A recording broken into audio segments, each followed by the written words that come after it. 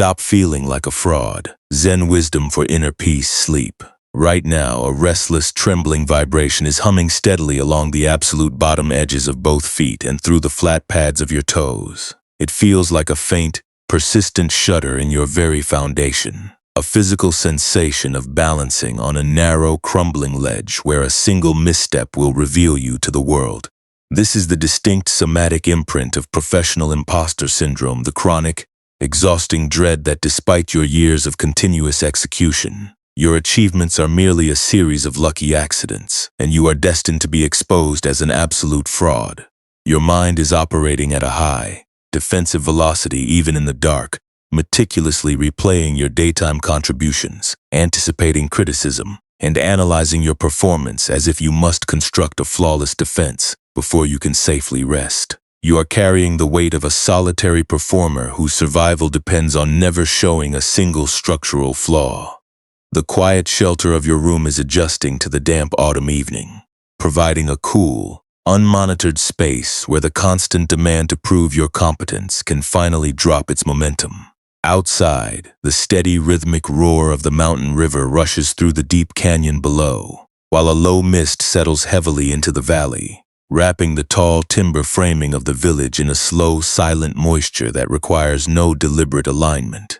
Inside, the clean, rustic scent of damp ash timber rises softly from the floorboards, blending naturally with the cold, minerals and earth aroma of wet granite blocks stacked neatly by the hearth. The dim amber glow of a single grease lamp burning in a shallow slate bowl casts long, motionless shadows across the rough-cut cedar walls, while the thick, tightly woven hemp mat beneath your frame absorbs the residual tension of your lower limbs.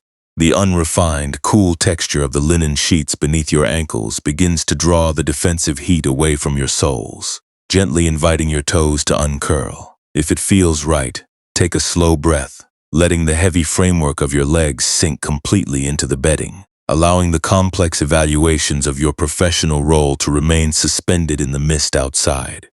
You are not broken, dear friend.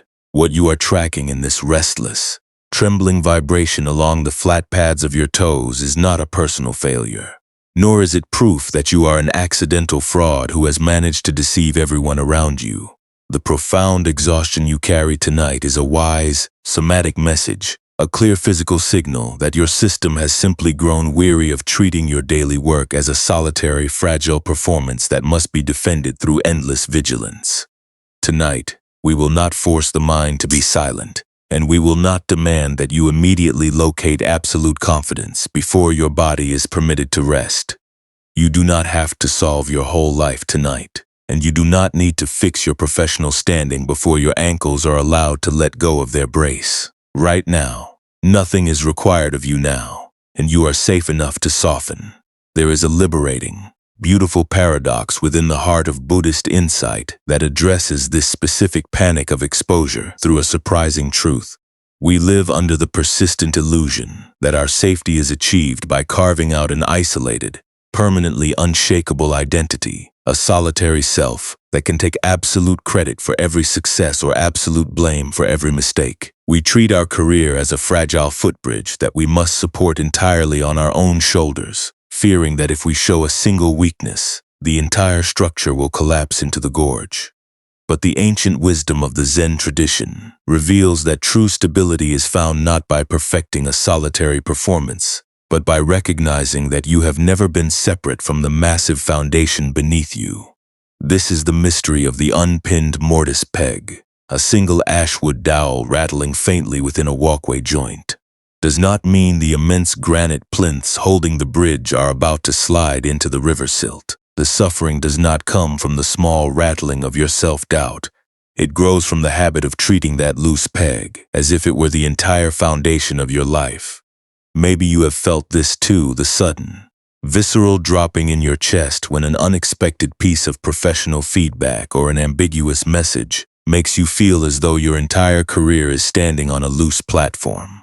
The intellect instantly turns inward, converting this natural performance anxiety into a harsh moral verdict, whispering that because you feel insecure, you are a fundamental failure who has merely been lucky so far. This is the mechanism that adds a second wound to the simple fatigue of a demanding path. The first pain is merely the raw, neutral reality of navigating a complex role with limited data, the natural limitation of a human mind trying to build a bridge across a wide gorge. The second pain, however, is the one you strike against your own souls, declaring that your uncertainty is a permanent defect that must be corrected through even harder mental scrutiny tomorrow. But the river silt does not apologize to the canyon for its depth, and the heavy ash logs do not feel remorse for their natural knots. The vibration you hold is merely a temporary configuration of form, completely unable to diminish the deep, untroubled presence that is cradling your room tonight. In a few moments, our attention will journey toward a cold, misty river canyon beneath a half-finished timber footbridge, where a young joiner sat staring at a hand-carved ashwood dowel with a split head, carrying the exact same trembling energy that is binding your lower limbs right now. But before we step onto those damp cedar planks, allow your awareness to notice the physical weight of your lower body. Let the fine muscles around your calves and your Achilles tendons drop their defensive bracing. Let your heels feel heavy and thick, and let the flat pads of your toes give up their tight coordination. You do not need to force anything tonight, and you do not have to guarantee that your path will feel perfectly stable before the morning light arrives. The world will manage its own complex structures without your constant supervision for the next few hours, and every unpinned peg, every unfinished review, and every rattling joint can remain completely stranded in the dark. We spend so much of our life treating our professional standing as a solitary monument that must be continuously fortified against exposure, believing that if we let our protection drop for even a single hour, we will be completely ruined by failure.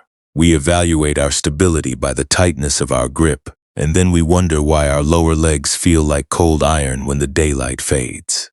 But the vast mountain gorge does not feel a shred of guilt for remaining exposed, rugged and unfinished beneath the autumn stars, and the damp moss does not apologize to the granite for growing in the cracks. The nervousness you hold does not come from the simple fact that you have a difficult job to perform. It grows from the current resistance that refuses to let the bridge rattle, without demanding that your core immediately justify its presence through more overthinking.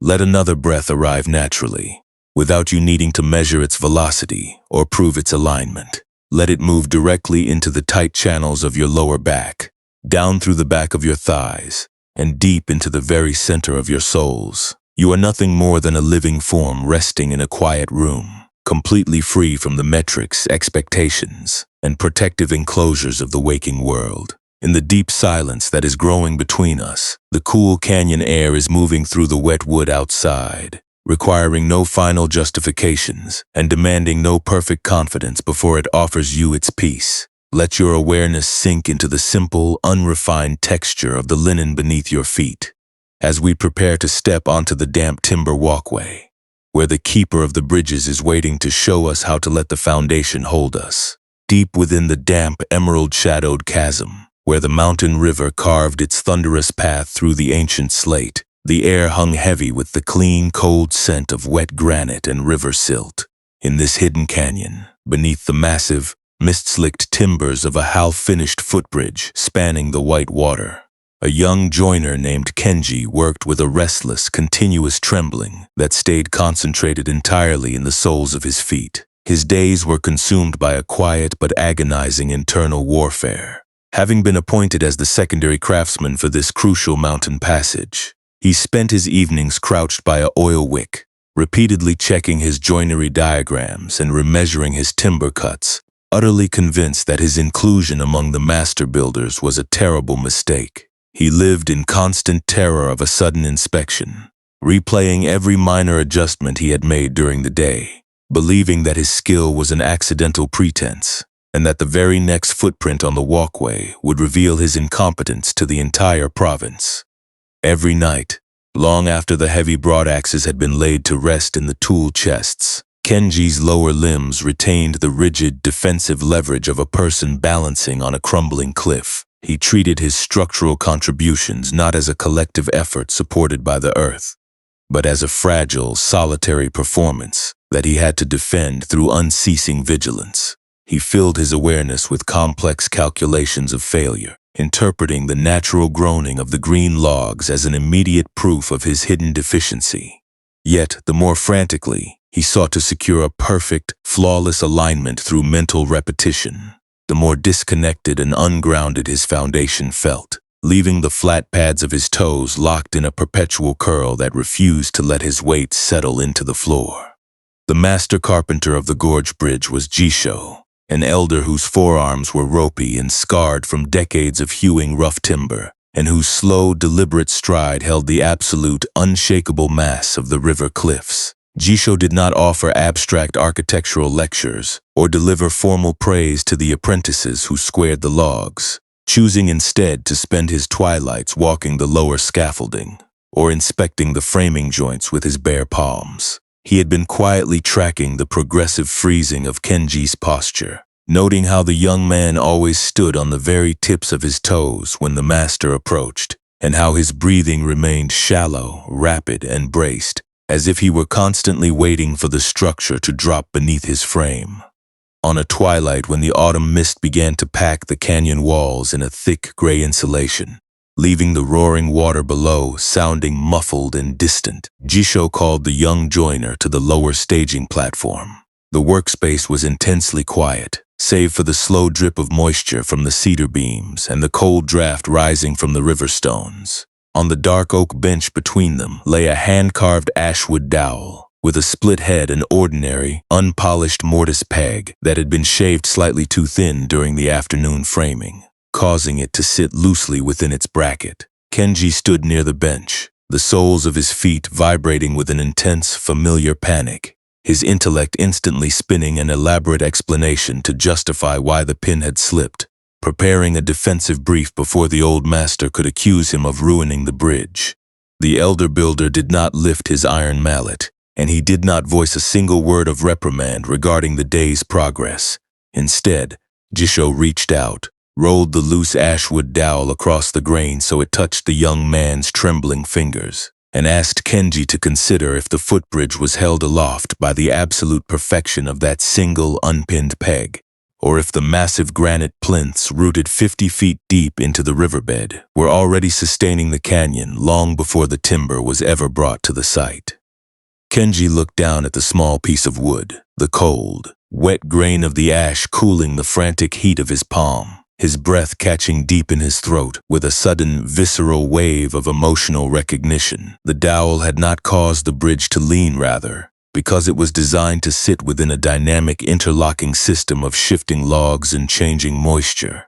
Its slight looseness was merely a natural pocket of space within a vast collective architecture. He looked up at the master carpenter, the flat pads of his toes slowly beginning to uncurl against the wet planks, as the image of the rattling pin mirrored the exact condition of his own professional isolation. He realized that his mind had been treating his own self-doubt like that single, loose peg, believing that his internal uncertainty was a fatal flaw that would cause his entire life to collapse into the silt, when in truth, his frantic calculations were only blinding him to the massive, immovable foundation that had been holding his work all along. The old master took the split dowel back, slid it into his tool pouch without any urgency to replace it tonight, and looked out over the roaring river rapids. He told the apprentice that the torment of the builder is not the limitation of his chisel, but the delusion that his solitary ego must carry the entire weight of the gorge. Jisho pointed out that the bridge stayed true because it rested on the shared mass of the timber walls, the stone brackets, and the deep granite plinths, not because an isolated joiner performed without a tremor. The trembling Kenji felt in his lower limbs did not exist because he was an accidental fraud. It grew entirely from his own exhausting habit of separating himself from the very foundation that was actively sustaining his weight. Kenji sat down on the raw edge of the staging platform, letting his bare heels drop over the side, the cool, moist canyon air moving through his lower legs as his ankles finally surrendered their defensive brace. For the first time in many seasons, the restless, buzzing vibration along the bottom edges of his feet began to lose its sharp momentum, allowing his weight to drop completely into the massive cedar logs beneath him. He did not instantly become a flawless master craftsman in that single hour, and his self-doubt did not magically vanish from his thoughts. But he made one vital choice. He stopped treating the rattling of the pin as a command to panic, allowing himself to sit quietly with the unfinished architecture of the day. Slowly, the deep, unhurried stability of that misty river canyon moves into the immediate shelter of your own room tonight, letting the image of the resting timber anchor your over-fortified mind.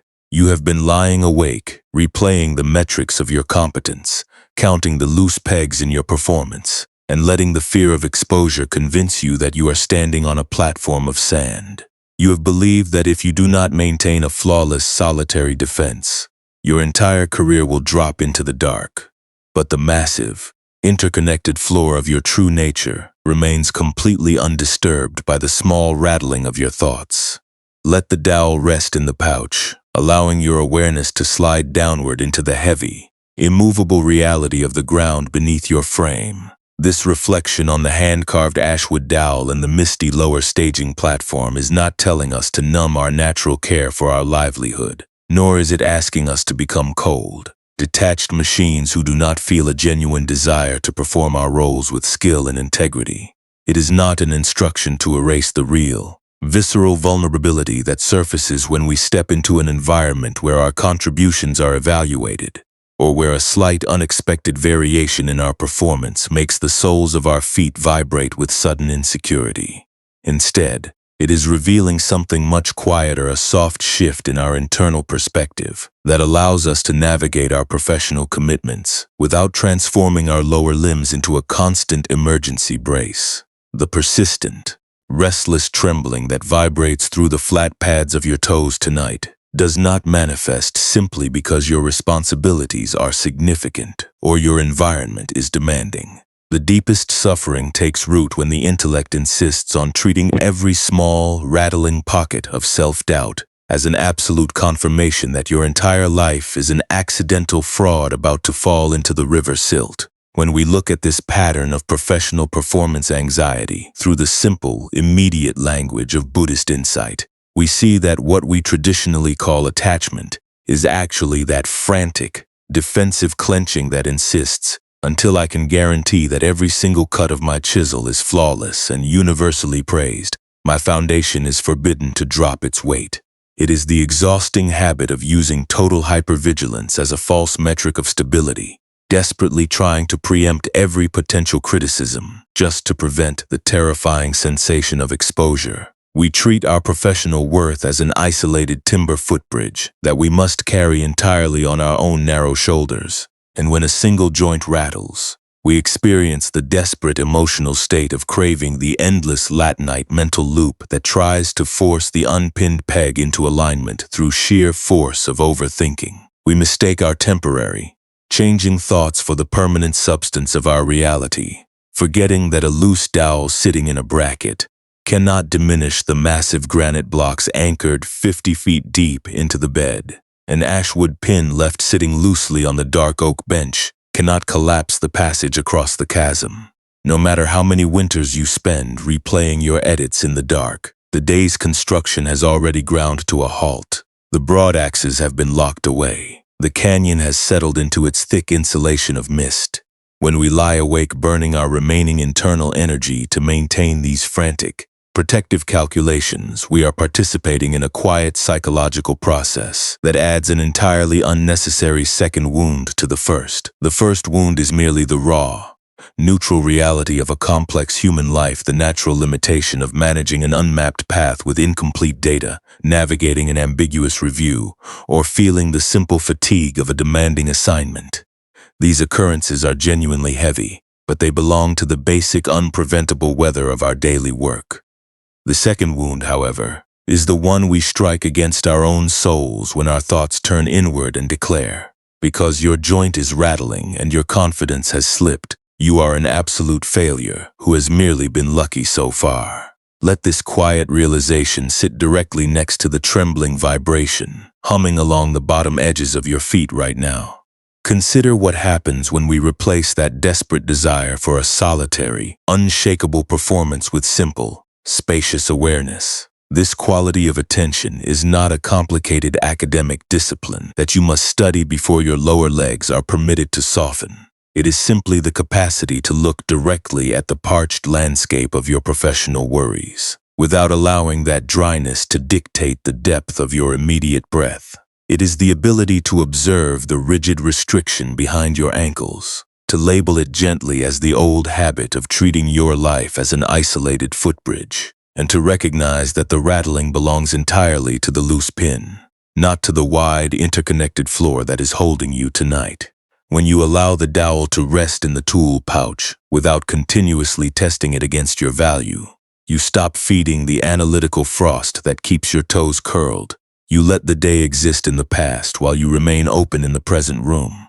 Impermanence, when translated into the immediate texture of your evening rest, becomes an immense sanctuary for an overworked spirit. It acts as a gentle reminder that the monumental weight of your professional standing is not a solid, eternal block trapped inside your skin. That grand collection of rules and evaluations was a temporary configuration of thoughts that belonged to a specific hour. It has no physical power to reach into the dark and diminish the deep, untroubled presence that is watching it tonight. The body lying in this bed is entirely separate from those analytical calculations, its calves capable of dropping into a clean, ancient rhythm that has never been restricted by the boundaries of an absolute standard.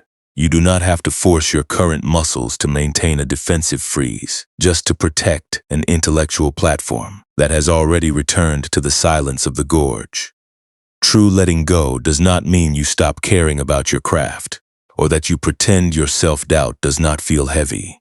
It means you stop using the tightness of your armor as a metric to determine whether you are permitted to take a full, unhurried breath in the dark. It means you acknowledge the trembling, thinned channels of your past effort to hide. Look at the loose wood with a soft, non-judgmental eye, and then allow the structure to rattle where it wills, without demanding that your foundation become perfectly flawless before you are allowed to sleep. When you drop the expectation that your life must always hold an intact display of absolute protection for the world to see, you discover that true compassion is the willingness to stand in your own unfinished architecture and hold your vulnerable frame with a tenderness that requires no external validation. Right now, notice how effortlessly your body is managing its own survival in the dark, completely unconcerned with the complex safety codes you tried to maintain during the daylight hours. Your pulse does not check the layout of your career standings before it agrees to warm your feet, and your lungs do not demand a perfect guarantee of approval from the masters before they open to receive the cool night breeze. You are already being sustained by a deep, natural intelligence that operates entirely outside the boundaries of conceptual performance, resting securely within a night that requires no completed insights before it offers you its rest. Let your awareness sink into the simple, unrefined texture of the linen beneath your ankles as we prepare to step onto the dry stonecutter's hut, where the old nun is waiting to show us the nature of the weight that remains when the solitary ego is finally set aside. If it feels right, let your attention gather very gently right along the broad, flat soles of both feet, arriving at the exact physical parameters where that restless, trembling vibration has been anchoring its energy. There is no need to actively push the memory of your professional evaluations away, and there is no requirement to make your mind completely quiet by force.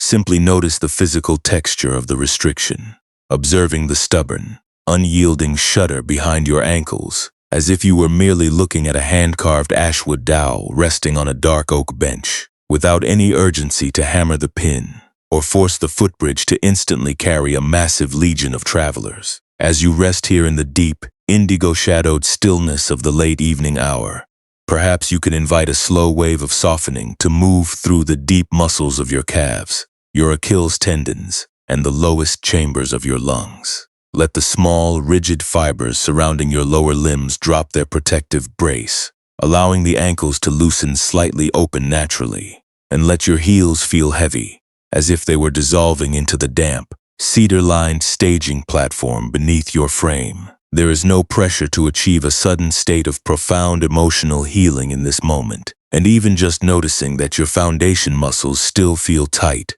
guarded, or full of dry friction is entirely enough. You are simply taking stock of your own internal landscape, acknowledging where the mind has been applying its frantic vigilance against the vast uncertainty of an unfortified space. Right now, let the specific memory of that professional interaction float up into your awareness, perhaps the exact moment where you feared sudden exposure, the exhaustion of watching your performance rules multiply without a guarantee, or the general, heavy worry that you will be revealed as an accidental fraud if anyone sees a single structural flaw in your joint. Do not try to analyze the validity of the past caution, and do not try to fix the professional record of the day that has gone.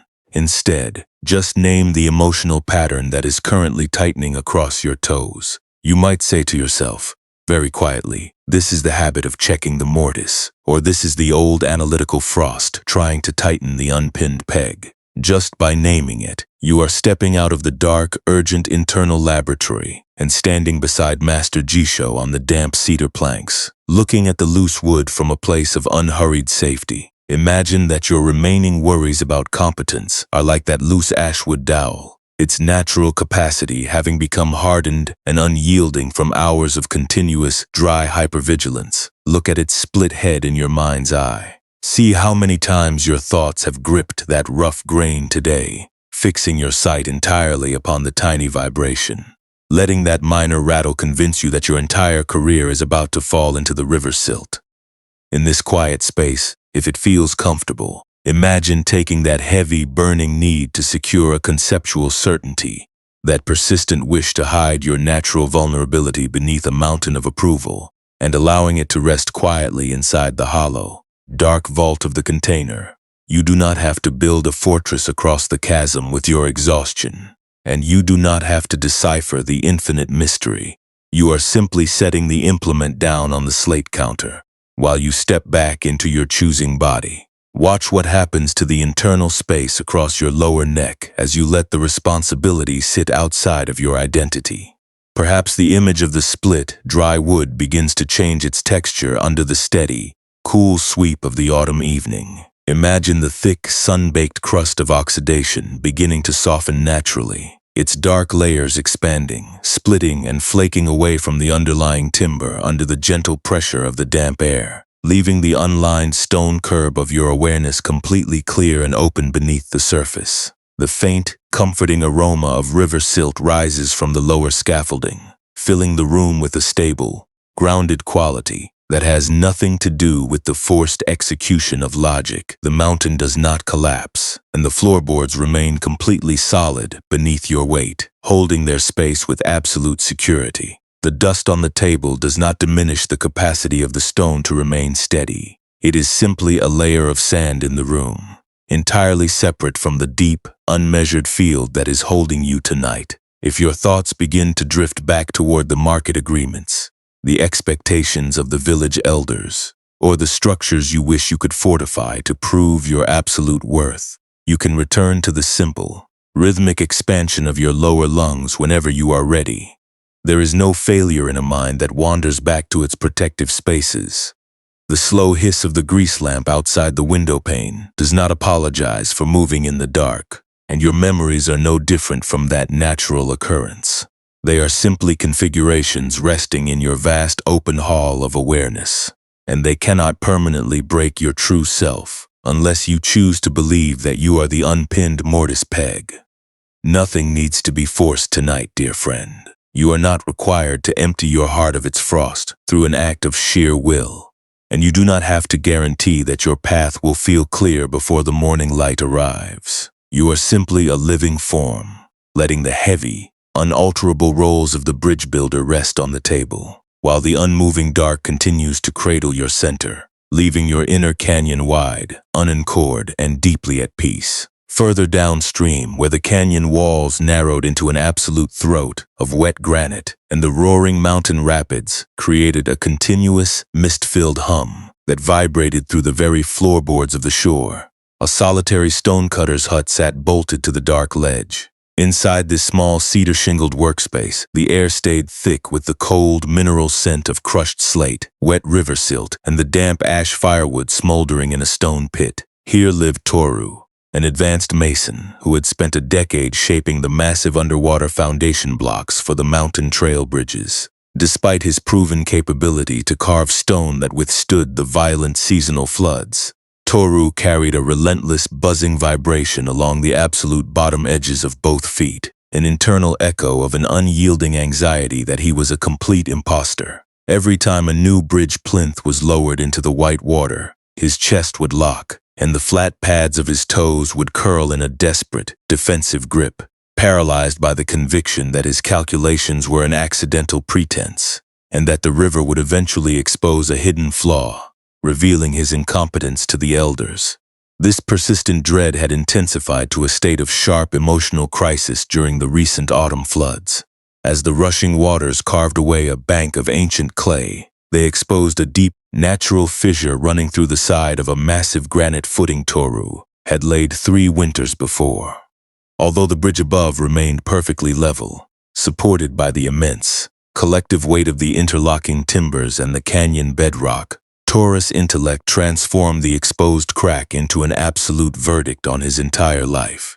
He spent his nights in the isolated hut, frantically replaying his past measurements under the dim light of a tallow wick, preparing elaborate internal justifications, and mapping out endless structural repairs. He operated under the stubborn, exhausting assumption that every self-critical thought crossing his awareness was a literal truth, believing that his pervasive sense of fraudulence was an accurate blueprint of his imminent ruin. While the trembling in his soles grew so intense, it felt as though the very planks beneath him were dissolving into sand. The keeper of the lower foundation works was Sister Sayo, an old nun whose forearms were stained with gray stone dust and whose quiet, unhurried stride held the absolute neutral mass of the river cliffs. Sayo did not offer abstract psychological definitions or engage in formal debates with the artisans, choosing instead to spend her hours splitting slate tiles or dressing the rough margins of the foundation blocks with an unpolished iron mallet. She had been quietly tracking the progressive freezing of Toru's movements, noting how his ankles remained rigid even when he was sitting by the hearth, and how he repeatedly checked the set of his level, as if he were trying to force the entire canyon to prove his personal safety. On an evening when the cold river mist began to leak through the cracks in the cedar door, wrapping the interior of the hut in a damp gray stillness, Sayo called the anxious mason to her workbench. Between them lay a large block of unyielding gray granite, its face rough and untamed from the quarry. In her hand, Sayo held an unpolished iron mallet with a loose willow handle, an ordinary, well-worn tool whose wooden shaft had shrunk slightly from the seasonal dampness, causing the heavy iron head to wobble faintly whenever it was lifted. Toru stood near the bench, the bottom edges of his feet humming with an intense, familiar panic, his mind instantly leaping to the conclusion that the wobbly tool was a dangerous error, an unacceptable vulnerability that would cause the blow to strike off center and ruin the stone. Before he could offer an intricate explanation on how to wedge the wood or replace the handle to ensure absolute precision, the old woman raised the wobbly mallet and struck the granite block with a slow, rhythmic blow. The heavy iron head rattled against the willow shaft with a low, clicking vibration, yet the impact left a perfectly clean, straight fracture along the grain of the stone. Toru watched the rock split, his breath catching in his throat with a sudden, profound wave of emotional recognition. He reached out his hand, his fingers touching the rough iron of the wobbly tool, realizing that the mallet did not need to be a completely rigid, unyielding monolith to perform its function in the canyon. The loose handle was not a fatal defect, it was simply a temporary condition of the wood, entirely incapable of breaking the heavy, collective momentum of Sayo's arm and the massive granite floor supporting her stance. In that quiet moment, Toru experienced a subtle, grounding transformation, not an instant entry into flawless mastery, but a small, vital shift in how he related to his own internal suffering. He stopped the frantic habit of treating his anxious thoughts as absolute reality. He looked down at his own trembling feet, then at the loose willow handle, and realized that his feelings of fraudulence were nothing more than that faint wobble in the mallet, a passing vibration in a dynamic, imperfect tool, completely separate from the deep, immovable foundation that was actively sustaining his life. For the first time in many winters, he stopped resisting the reality of the cracked plinth down in the river silt. He accepted that he could not control the natural fissures of the stone or the unpredictable currents of the white water. But he could choose to stop using his own intellect to hammer a second wound into his soul. With a soft, deliberate release of tension, Toru took a long, slow breath before his mind could construct another strategy of defense. And instead of trying to fix the wobbly mallet or flee the repository in shame, he chose one small act of compassionate discipline.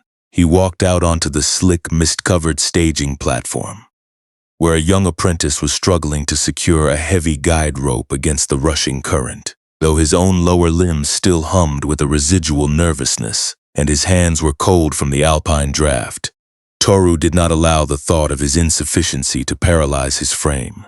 He knelt on the damp cedar planks beside the boy, wrapped his fingers around the rough hemp cord, and added his weight to the collective effort, letting his soles rest flat against the timber without needing to verify his perfection to the canyon tonight. This was the quiet realization that brought a different relationship with his difficulty, the understanding that the self remains safe and whole, even when the mind holds a pocket of deep uncertainty, resting securely within an interconnected world that requires no flawless performance to remain complete. He returned to the stonecutter's hut as the midnight darkness sealed the gorge, letting the wobbly iron mallet rest quietly on the bench of dry seed husks. He did not become a magically perfect mason whose self-doubt never returned. But as he prepared to lay his frame down upon the thick hemp mat, he stopped treating the rattling of his thoughts as an absolute command to panic. The river continued its thunderous roar beneath the footbridge. The exposed fissure remained down in the cold silt, and the future was entirely unwritten. But his lower legs finally dropped their defensive leverage, allowing his awareness to slide downward into the massive, undisturbed reality of the ground beneath his bed. When we turn our awareness downward into the restless, buzzing vibration currently anchoring itself along the absolute bottom edges of both feet, we begin to decode the hidden structural mechanism that converts ordinary professional vulnerability into a permanent state of internal exile. We frequently live under the stubborn illusion that this constant fear of sudden exposure, this deep, visceral dread of being revealed as an accidental fraud, is an external verdict imposed by a critical environment or a highly demanding career path. But if you observe the tight, unyielding brace holding your ankle joints still tonight, you will see that this defensive platform is an active, ongoing construction of your own intellect. It is the somatic consequence of using absolute containment as a shield against the fluid, changing movements of reality. We treat our minds as a constant joinery bench, frantically checking the mortise and hammering the pins under the tragic delusion that if we can maintain an unblemished boundary of performance, we will finally be safe from the risk of being found wanting. This habitual reliance on hypervigilant calculation is a deeply rooted form of resistance against the natural uncertainty of existence. When an unexpected professional shift occurs, perhaps an ambiguous piece of feedback from a master, a sudden change in a collaborative alignment, or the quiet dread of navigating a role without a precise blueprint, the mind experiences a profound sense of threat. Instead of allowing the raw, cold texture of that vulnerability to pass through the lower limbs, the intellect immediately steps forward to take command, working at an immense, frantic velocity to categorize and calculate the space. We rehearse the future, we replay the past, and we construct endless defensive arguments in our thoughts, operating under the assumption that keeping our life perfectly measured is the only true way to prevent a sudden fall. But this constant scanning acts exactly like the wobbly iron mallet driven repeatedly against the willow shaft. It internalizes the rattle, turning a natural piece of timber into an unstable sliver that warps under the simple weight of the air, leaving the soles locked in a rigid curl, while the living clarity of your original nature turns stagnant beneath the surface. This is the exact point where we can begin to separate the original weight of existence from the elaborate psychological structures the mind builds on top of it. Simple Buddhist wisdom approaches this dilemma by making a direct, compassionate distinction between the first pain and the second pain.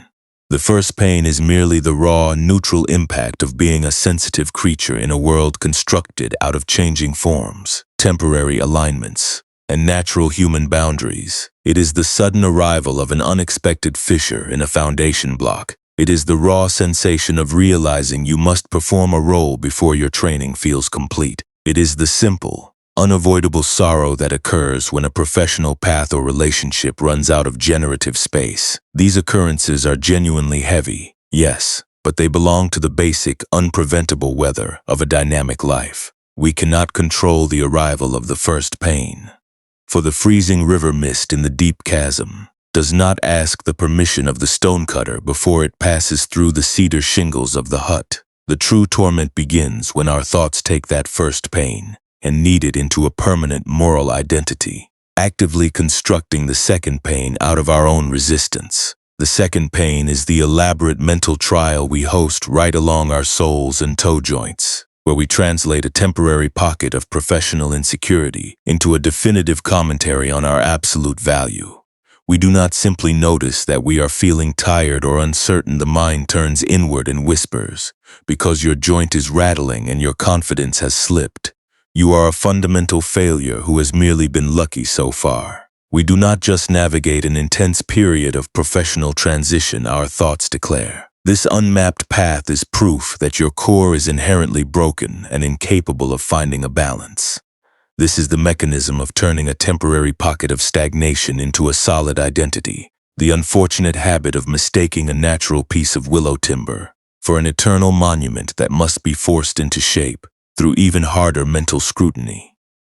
When we exist within this pattern of self-judgment, our awareness spends its late night hours trying to fix the self through a subtle application of shame, using our self-criticism as a temporary payment to satisfy the internal investigator we carry in our skin. We believe that keeping the inner dialogue sharp, analytical, and critical is a form of protection that, if we keep the file moving against the wood, we will somehow force ourselves to remain safely unassailable tomorrow. We develop an insatiable need for conceptual approval, trying to decipher the hidden motives of friends and colleagues to prevent the sudden sting of conflict. But trying to heal your exhausted spirit through the accumulation of mental categories is like trying to preserve a balance scale. By cutting the notches deeper into the beam, the markings remain trapped in a blurry line, waiting to restrict your natural breathing. The moment the amber light fades, true inner transformation does not manifest because you have finally forced every single relationship of your life to become perfectly predictable through an act of sheer will. It begins with the radical, quiet realization that peace is not the absence of difficulty. It is an entirely different relationship with the difficulty itself.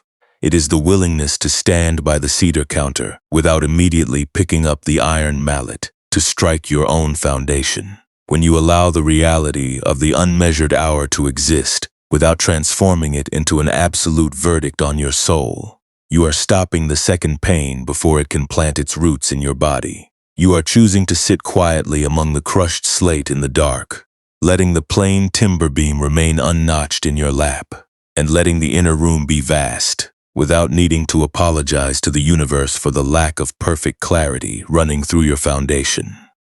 As you let the bed support the heavy framework of your spine right now, notice how the desperate urge to possess a perfect explanation begins to lose its grip when it is met with simple, non-judgmental presence. You do not have to settle the record of your entire professional standing or personal history before the night ends, and you do not need to guarantee that your path will be fully balanced by tomorrow morning.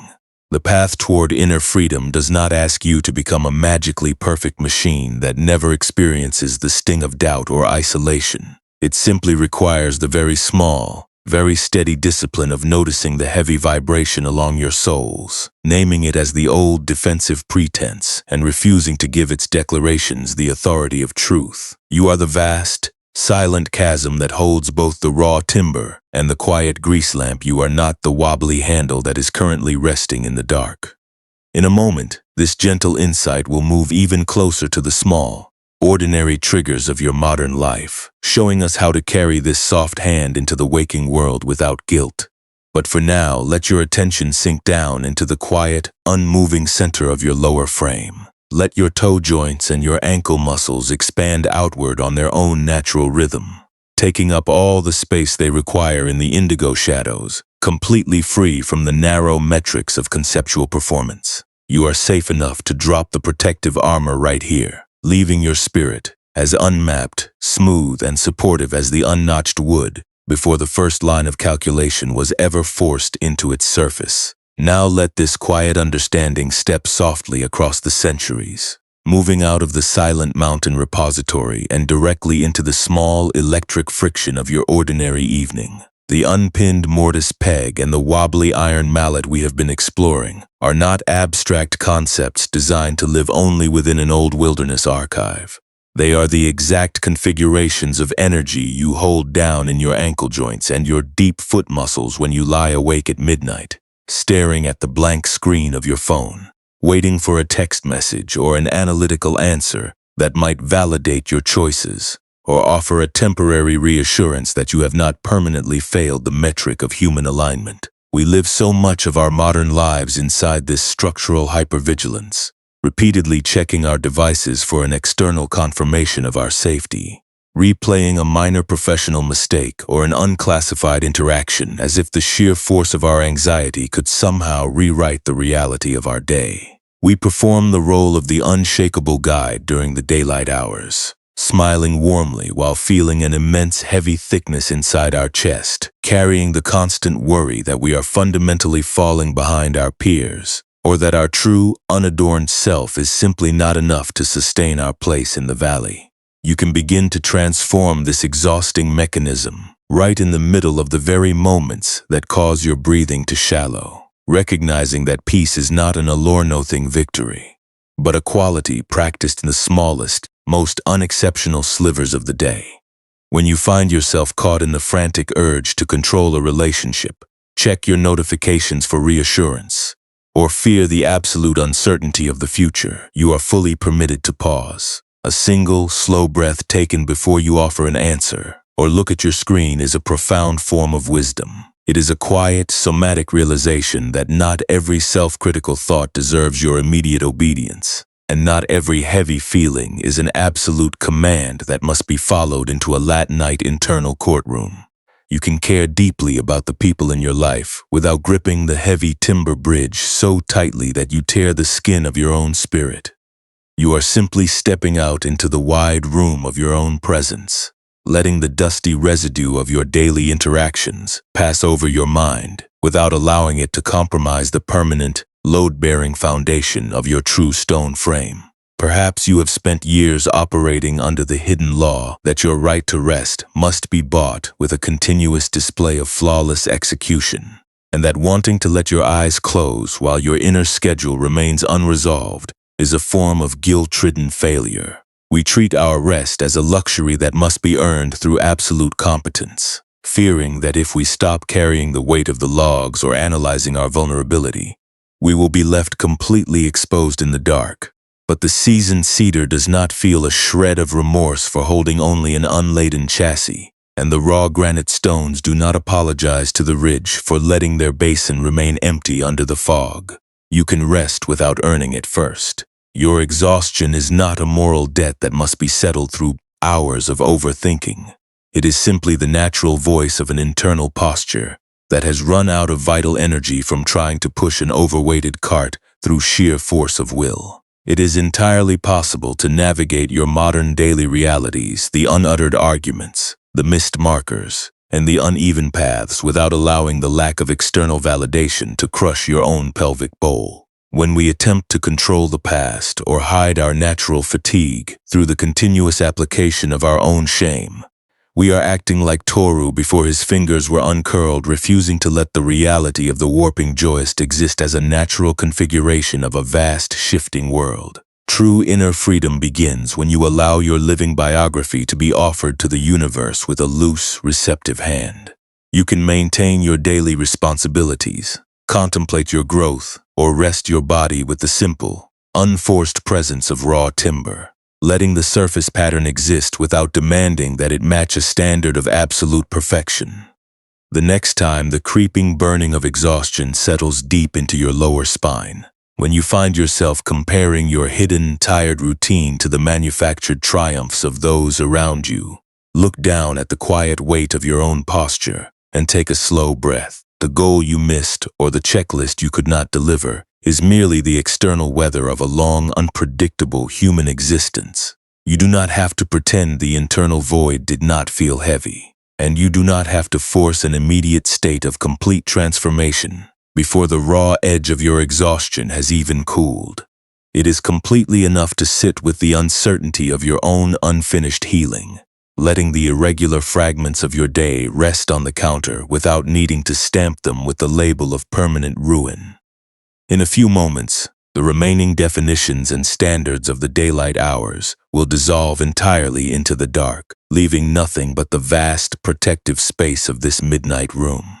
As your limbs prepare to surrender their final defensive postures, release the illusion that you must secure every single boundary of your public identity before you are permitted to let your wrists relax. The expectations of the day carry no authority in this quiet sanctuary, and the unresolved demands can remain suspended in the cool mist outside your window. Let your attention drop back down into the steady, unhandled rise and fall of your lower lungs, knowing that the load-bearing substance of your true nature is already fully intact, completely wide, and entirely at peace. The dark hour has fully arrived now, and the quiet gravity of the night is settling over your bed like the thick, unmoving mist that holds the deep river canyon in absolute stillness. Every single effort you made today, every tireless measurement you tried to build beneath the soles of your feet, and every anxious reach for professional validation has dropped its momentum, dissolving into the silence of this indigo-shadowed room. The heavy, unalterable expectations of the distant village elders are no longer pulling at your ankle joints. They have slid away, falling through the floorboards into the damp canyon silt, leaving your internal architecture completely empty, spacious, and calm. Your lower limbs and your deep heel bones are sinking a fraction of an inch deeper into the surface beneath you, as if the unpinned timber of your true nature were finally remembering its relationship with the steady, load-bearing foundation of the deep canyon bedrock. Let your breathing become very small, very quiet, and entirely effortless. There is absolutely no need to regulate the air as it moves down through your chest cage. The body knows how to expand and soften on its own time, like the slow, steady movement of the mountain draft, passing directly through the cedar-shingled walls of the stonecutter's hut. With every long, unheard release of breath, the distinct, restless vibration that you held across your soles is letting go of its grip. The discordant lines of your uncompleted joinery calculations are no longer being tracked or verified by an internal investigator. The unpolished iron mallets have been laid down on the oak workbench. The split ash dowels are resting in the tool pouch, and the critical analytical voices have completely vanished beneath a blanket of silent, protective dark. You have permission to stop solving your life for tonight. The wobbly wooden handles, the cracked foundation plinths, and the performance reviews for tomorrow do not require your active parsing while the high gorge is cold. They can remain suspended in the shadows outside your window pane, completely separate from the living form that is resting here in the quiet. You are under no obligation to repair your entire professional history before your eyes are allowed to close. You are permitted to be unwritten, unmeasured, and completely finished with the labor, resting within the safe sanctuary of an uncompromised night that asks for no conceptual performance before it offers you its blanket of rest. The teaching of the massive, deep-rooted granite is settling deep into the marrow of your bones now, filling the heavy spaces across your feet with an enveloping tenderness.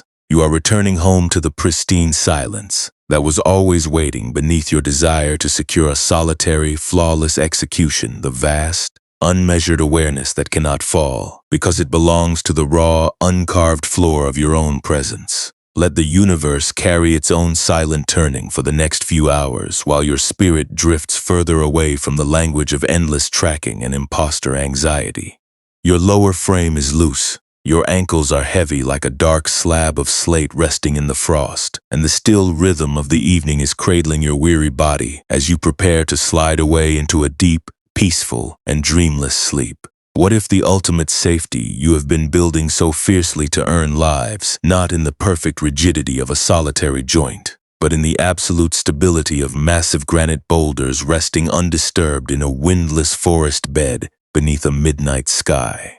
The massive granite blocks do not shift their weight when the seasonal floods rise, nor do they panic over the microscopic fractures winding through their ancient stone cores. They simply ground themselves in the deep canyon bed, a silent foundation of unmonitored endurance, allowing the churning white water to pass completely over them without trying to contain a single crest of the river's rush. All the residual, heavy static that accumulated along the flat pads of your toes during the long hours of monitoring your performance, hiding your self-doubt, and checking the structural alignments of your daily work is losing its frantic velocity, dissolving into the wide, cold simplicity of this midnight hour.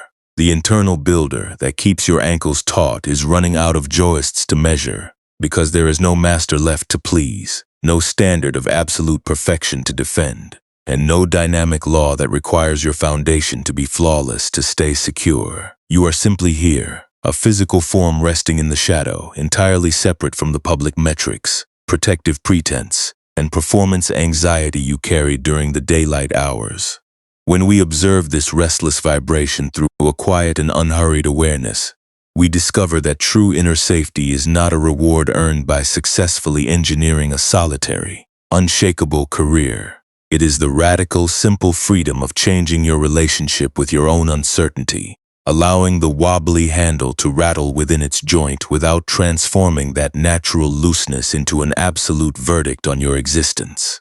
The intellect creates the second wound when it takes the raw, neutral fatigue of professional exposure and wraps it in a narrative of systemic fraudulence, whispering that you must continuously stiffen your stance to protect your place from falling. But the deep mountain chasm does not count the grains of sand that settle on the scaffolding, and the heavy cedar planks do not check the village tallies before they agree to hold their space through the autumn mist. You are fully permitted to be unfinished. You are allowed to let the defensive mallet rest without believing that your core foundation has been ruined by a single rattling peg.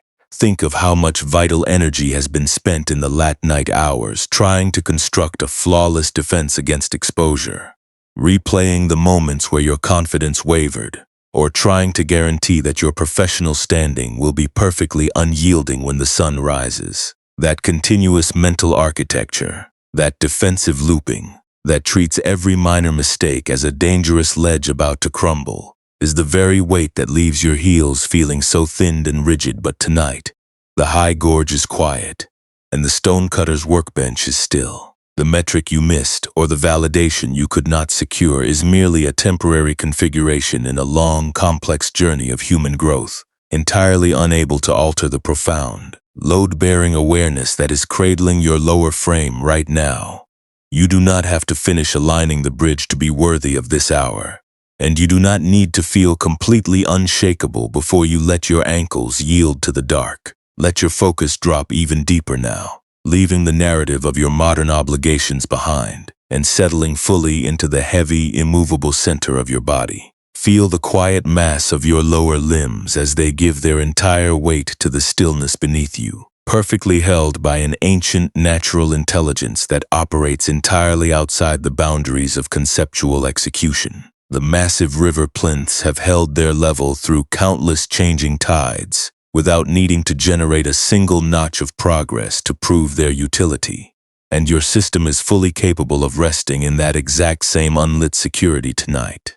Every performance review, every delayed message, and every expectation of absolute competence can remain suspended in the cool mist outside your door, completely powerless to reach into this dark sanctuary. The movement of your breath is becoming so slow, so thin, and so unforced that it feels like nothing more than the faint, rhythmic whisper of mountain water, passing deep beneath the heavy timber walkway when the storm has entirely spent its force. There is no longer any separation between the immense, dark space of the canyon and the stillness that is expanding within the framework of your feet. The professional anxieties and safety calculations that were spinning through your mind a few hours ago have turned into pale, translucent vapor, dissolving into the wide, unconditioned landscape of your presence. Without leaving a single fracture behind, you are returning to the native, untroubled sanctuary that existed long before you ever learned to measure your internal harmony by the tightness of your grip. The silent, unpolished room where you are already wide, already safe, and already deeply at peace. Let the final expectations and standards of the day fall away into the floorboards, leaving your spirit as unmapped, smooth, and silent as the unnotched wood before the first line of calculation was ever forced into its surface. There are no positions to satisfy, no evaluation tallies to maintain, and no versions of your capacity to defend in this beautiful protective dark. The world will manage its own weights without your active pull for the next few hours, and the morning will bring its own sky when the light is ready. But right now, in this single pocket of pure presence, nothing is required of your lower frame, but the simple willingness to let the alignment soften and rest. Let your mind dissolve completely into the heavy, rhythmic peace of your body, allowing your weary soul to slide effortlessly into a deep, peaceful, and dreamless sleep.